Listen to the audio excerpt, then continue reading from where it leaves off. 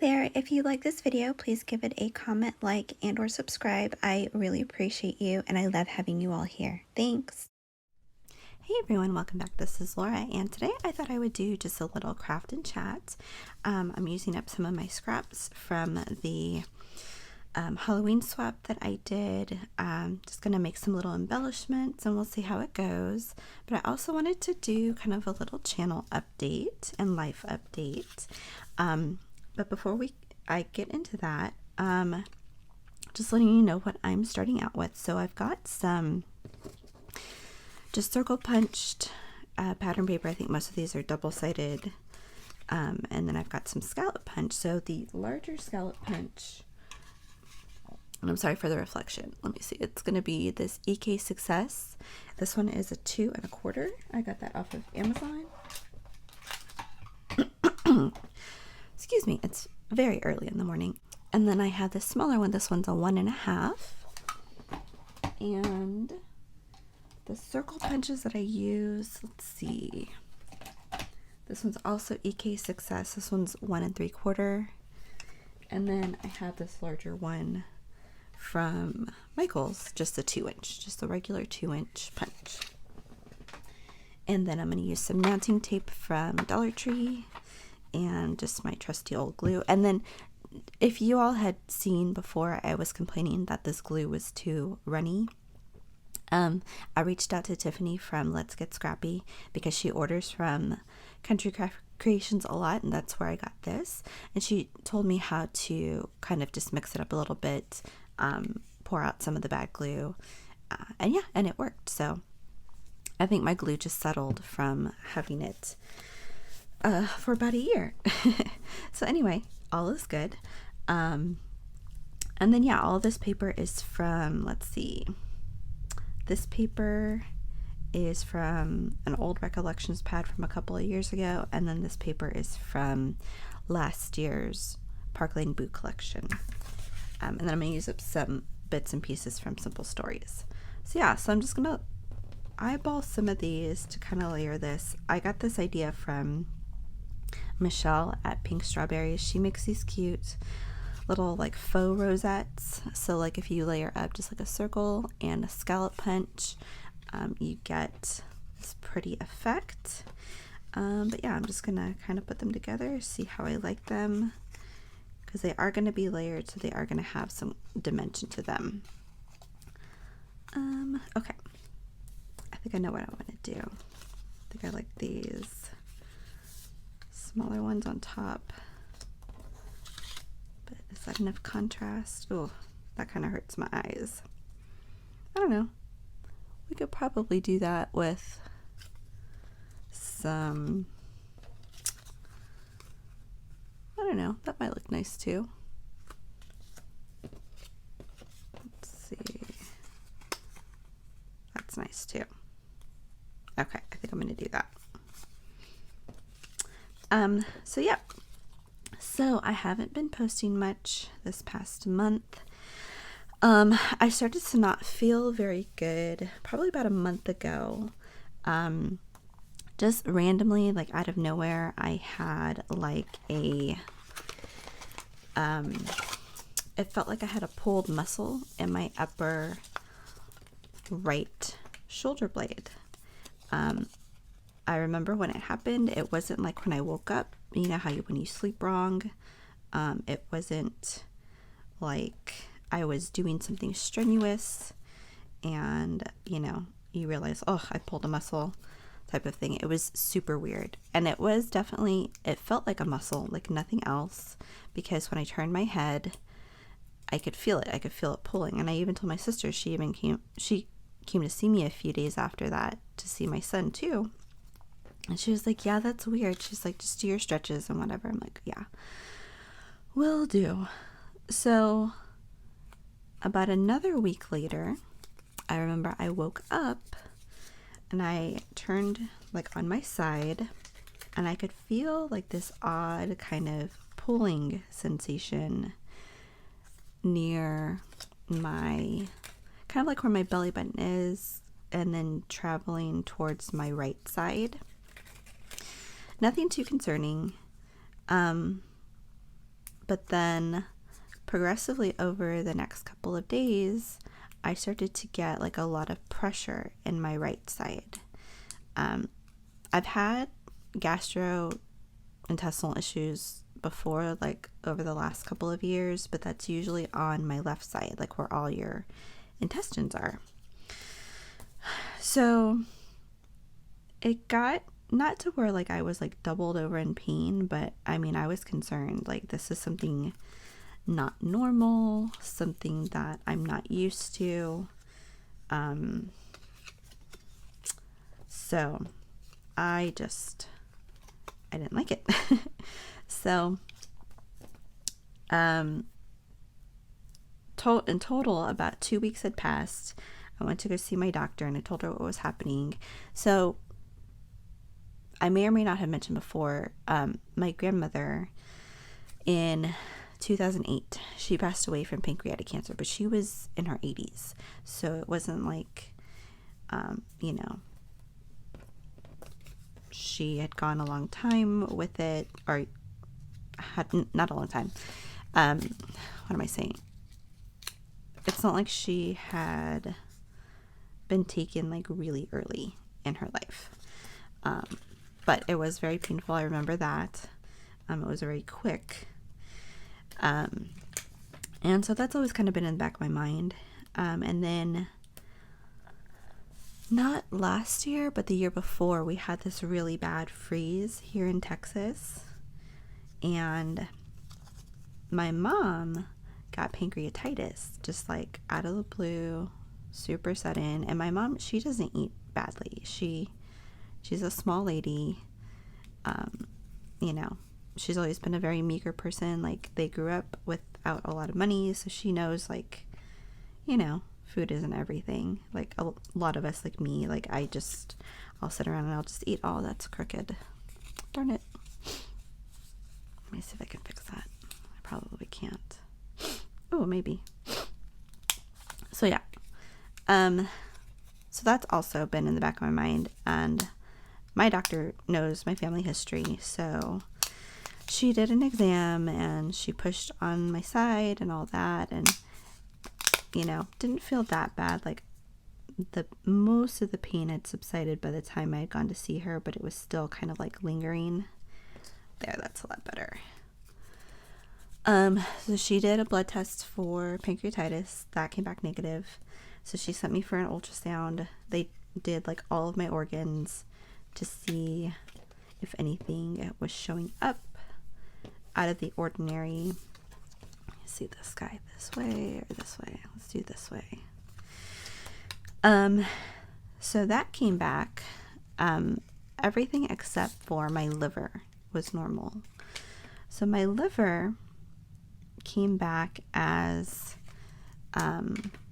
signs of fatty liver. So if you're not familiar with fatty liver, it sounds strange. Like, you think like, oh, this person just eats a lot of fat or whatever. But no, that's not what it is. Fatty liver can come from several things. It can come from, and I'm sorry, I'm going to be talking a lot. Either you drink a lot, which I don't. I've had probably 3 drinks in the last year. Or it can come from consuming too much sugar and carbs, which I know that's my thing. I have been on the cusp of prediabetes since, I don't even know, probably since right after I had my son. And I know better because I work with people with diabetes for the last 14 years. Like, I know better. So that kind of scared me, because the more you read about it, like, your liver can fix itself, but you have to do the work, right? There's no pill, there's no, unless it gets really bad, like, you get liver failure, which is, people who drink a lot, people who do drugs and whatever. Is that crooked too? Dang it. Maybe crafting and talking isn't my talent. So it kind of scared me, because I didn't have any symptoms until they came on suddenly. The other thing that I think has been going on with me is I know I haven't been sleeping very good. In the past probably year, it's been really hard for me to sleep. It's been really hard for me to stay asleep. And I tried different kinds of melatonin, and that didn't work. Did I mess this up? So I had been seeing a doctor over the last probably 6 months, and I've been taking anxiety. I know I have anxiety. Like, I've had that probably my whole life. So I take anxiety medicine, which is fine. But then he also told me, you can take like Benadryl to sleep. He gave me prescription stuff, which was fine. Like, most of the time it didn't work, and I didn't want to like take too much of it. So I stuck with the Benadryl, and I know I've had trouble with Benadryl in the past, like where I've had other liver issues, and that should have been my first clue that that's what was causing it. When I was pregnant, I had cholestasis of pregnancy, which it's awful. Like, you get super itchy, like all over your body. It's awful, awful, awful, awful. I had it for about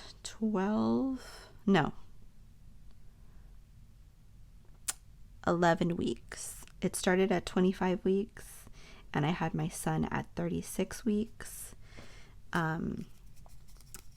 And it immediately went away, which I was so happy about because it's just miserable. So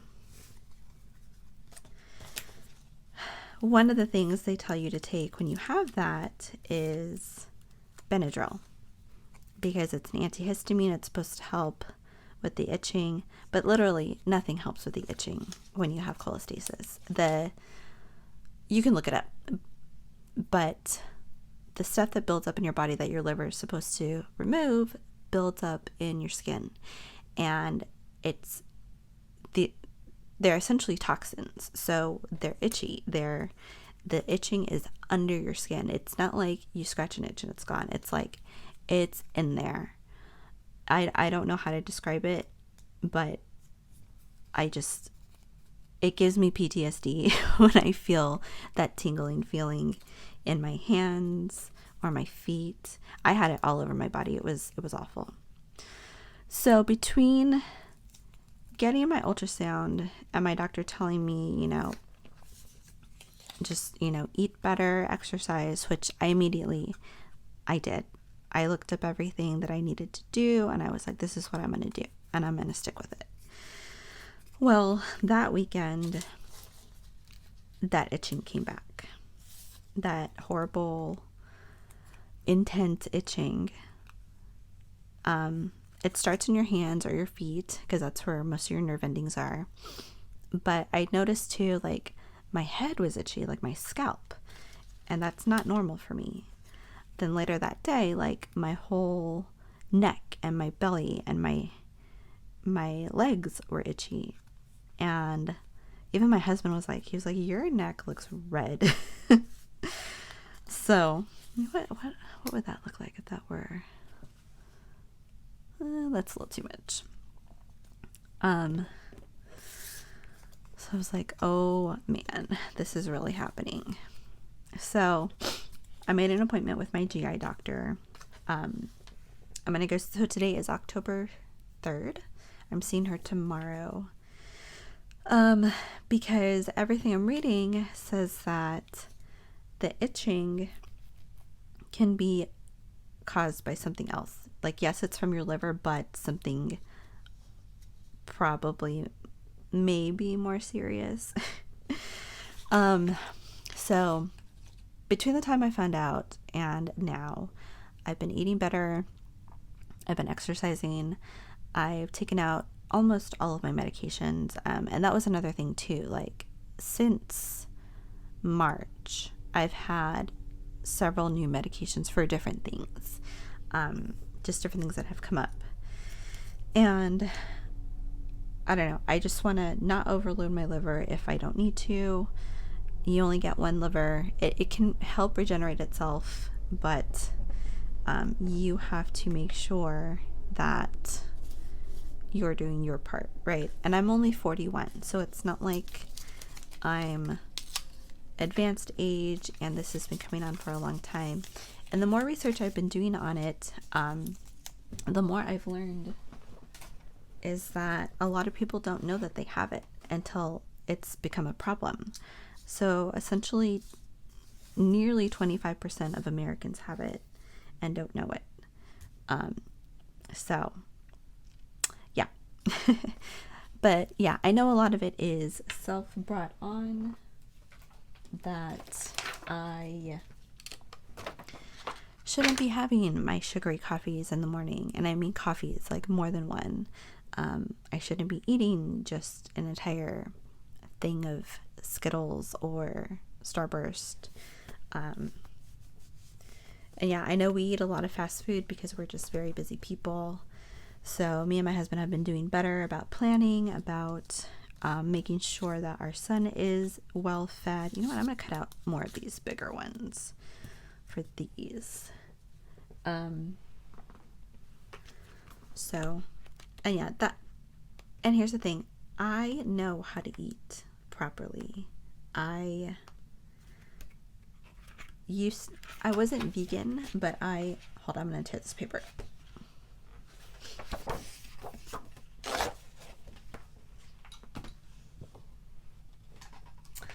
But I know how to prepare whole foods that are healthy, that are delicious.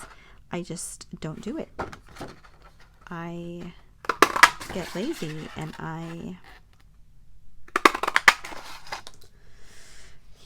life just happens and stuff like that. So I've been using those skills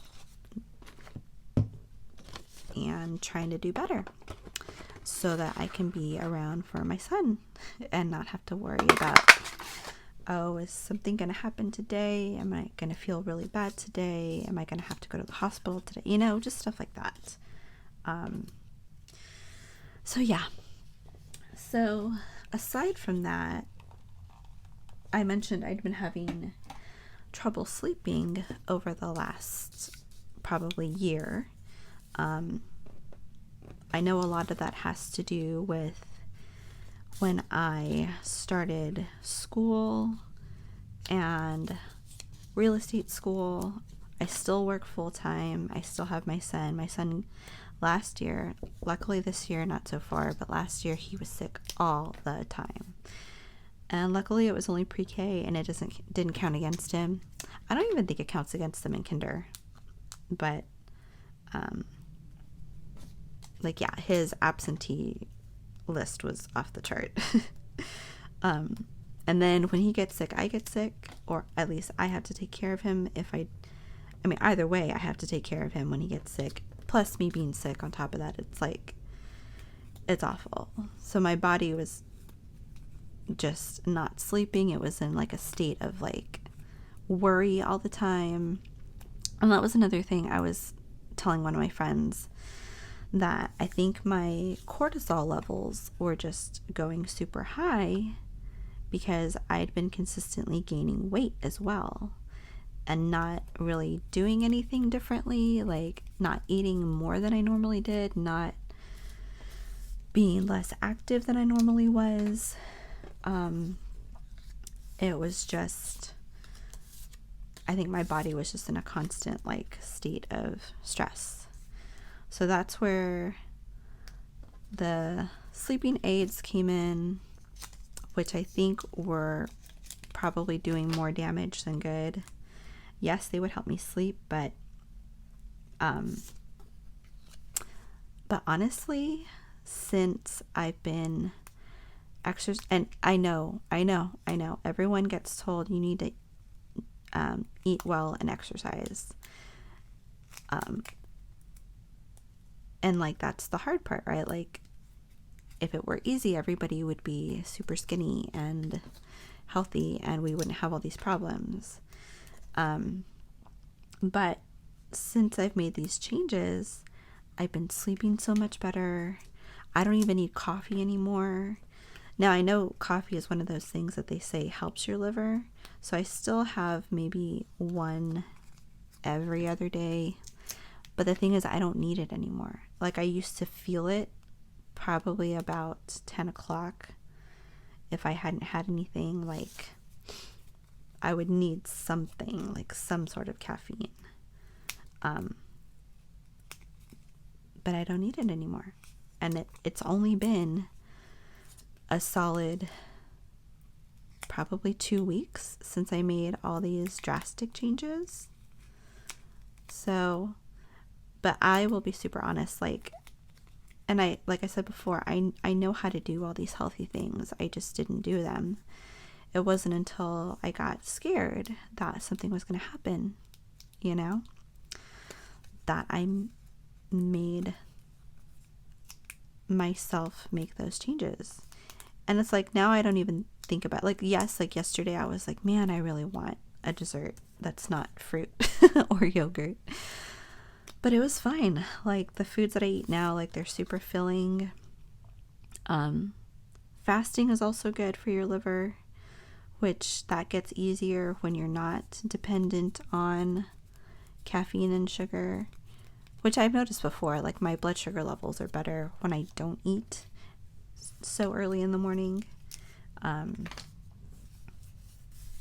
But yeah. So yeah, I don't think I'm gonna have time right now because I've been talking so much, but I'll share the finished products probably later on when I get time to finish these. So anyway, so the point of this whole thing is that I need to take care of myself a little bit better. So I had to stop real estate school. I noticed that early on, not early on, but probably back in like April, that I needed to quit because my college work was getting harder.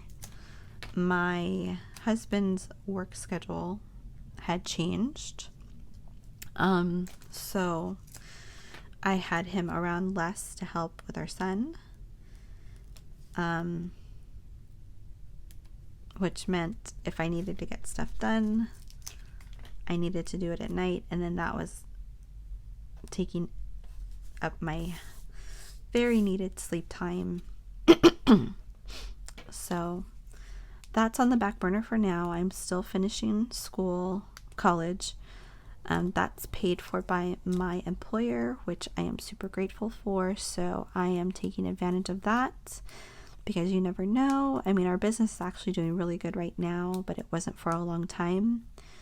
So as long as I am employed, I will get my school paid for, and it should be done. I should be done next July of 2024, which will be here sooner than I know it. So I'm focusing on that. I'm focusing on my health and my family. I'm still going to be doing some crafting and stuff with you guys, just maybe not uploading as much. Let me see. Should I put that like that? Or do I need another cutout? I'll try it like this. Is that too much? Let me see. Yeah, that cutout's too small. But layering like that. That's kind of cute. I think I'm going to do that.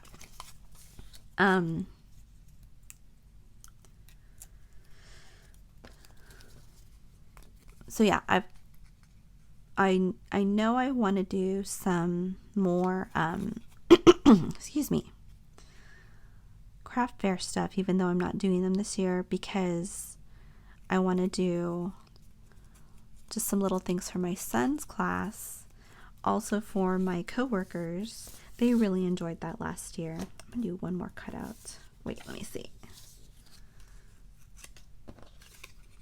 No, that's the same. And do one more circle here. Do it that way. Yeah, they thought it was super cute when I made those little gift baskets for them. Let me see. Should I do a spider web? Yeah, I'll do a spider web.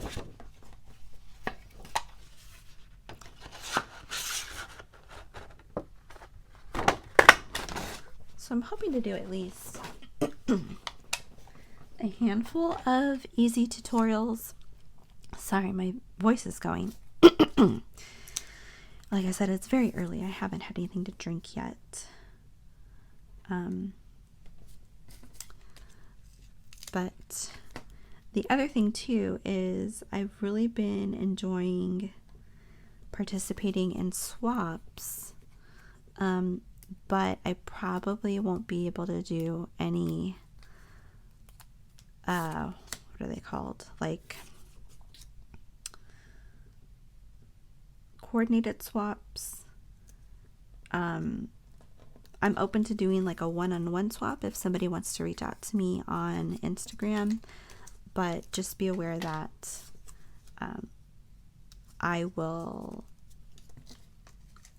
it will have to be something where it's like super no stress, like if it's late, it's late.